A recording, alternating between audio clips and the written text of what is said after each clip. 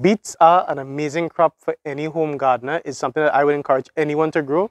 Not only is it a superfood, it's one of those crops that even if you don't succeed on the first try to get actual beets in the root, you can use these leaves just like you would eat pak choy. So anyone should do this, and I'm sure you're going to have a good time trying out this crop. Hello everyone, thank you all so much for joining in. This is Dylan from the Trini Gardener channel, and I'm so glad that you're here because we're going to be doing a full growing guide for beets in containers. So let's see how you'd go ahead planting your beets. So come down here, I have two containers.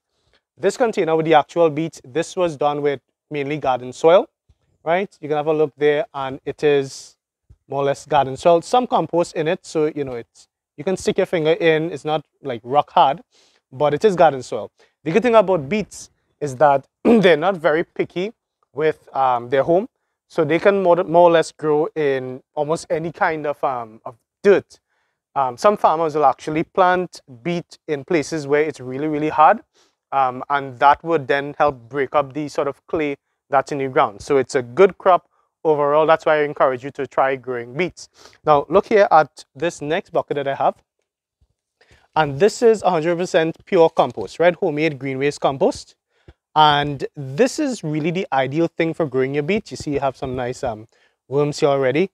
That's what you get with compost, really really nice and fluffy and light, because the beets themselves will be able to be free to grow, and they'll become a lot bigger, and they'll have a nice, more uniform shape if you plant them in something like this, which has a lot of humus and just like the air spaces for the microorganisms and all of that. Okay, that being said, just because you don't have compost like this, if you just have garden soil, nothing is wrong for the home gardener to use garden soil, because for us, we're not planting to sell. Now, what will happen is that if your soil is sort of clayey, like what I have here with the beets growing, then if the beets feel like they can't push outwards, they're going to end up growing in all kind of different shapes, right?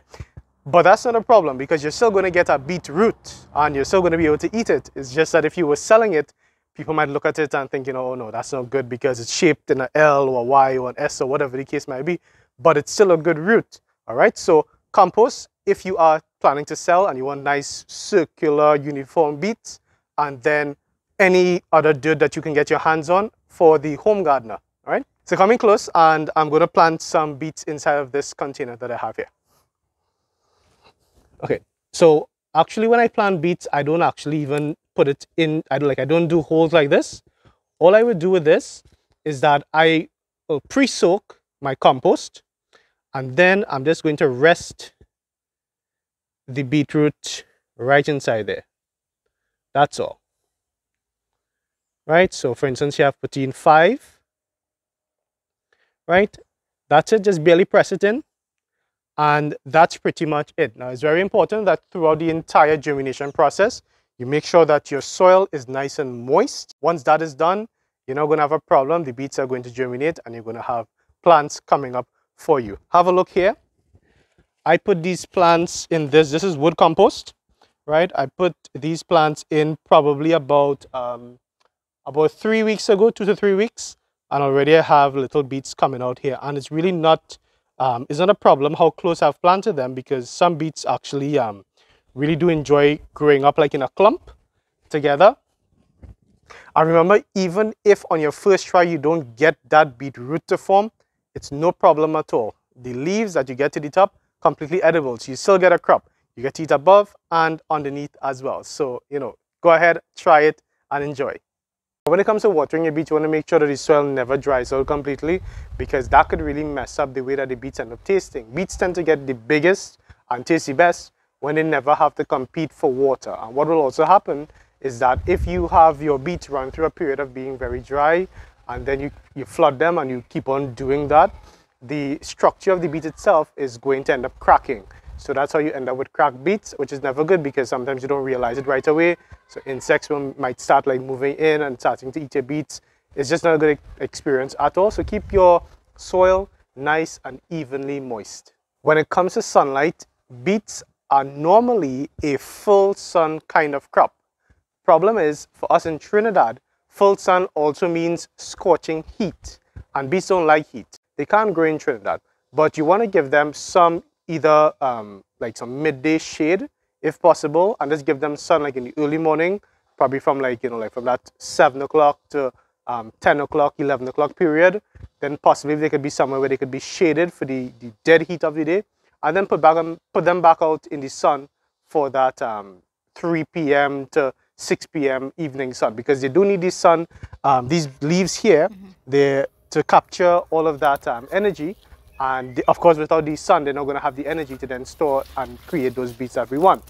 But we don't want to stress them out, because beets tend to get very stressed, and if they get stressed, they're going to be concentrating so much on just surviving, they're not going to be concentrating on forming a nice root crop for you. So you want to make sure that your beets are nice and comfortable. Now lastly, when it comes to fertilization, if you have used a rich, nice compost or a rich, nice garden soil, for the most part, you're not going to have to worry about fertilizing your beets. Beets are normally considered a very, very heavy feeder. They can do with not very, very much. However, you do want to focus on some nitrogen when you are planting them. So whether that be from any organic fertilizer, from your animal manure, that can also be more than enough for your beets, because especially with root crops, the theory is I need to pump the phosphorus and the potassium because that's a root development, yes. But if you don't pump the nitrogen, you don't give them enough nitrogen, then these leaves will never form. And it's from the energy that these leaves create and that they gather from the sun that they use for themselves to survive, and then whatever is excess is stored down into the roots, and that's what forms the beet itself. So if you don't have nitrogen to promote that leafy growth, then you're not going to have energy to promote that root growth. That's why nitrogen is very, very important. And again, if you have used a really good garden soil, a really good compost, you don't have to worry so much about it. But if you feel like those things are lacking, then fertilize with some animal manure or any other organic fertilizer. And that's it. That's how easy it is to grow beets right at home, 100% organic, right in a container, in any pot that you have that's available. There's really nothing to it. You plant them, you keep them happy, and then within 3 to 4 months, you have some really nice, great superfood crop right in your home that you don't have to go and worry to go and buy. Remember that if you know someone who could benefit from this information, share this video with them and help them to grow more food, more nutritious, healthy, organic food for themselves and their family. Remember as well, you can follow us on Instagram, TikTok, and on Facebook to see more videos and pictures coming out of the Trini Gardener garden. And remember to tag us on any of those platforms when you have your nice harvest, or if you have any questions that, we're really happy to see what's going on, and we're also happy to help with anything that's happening in your garden space. Remember, as always, this has been Dylan from the Trini Gardener channel, reminding you to get up and get growing. Take care.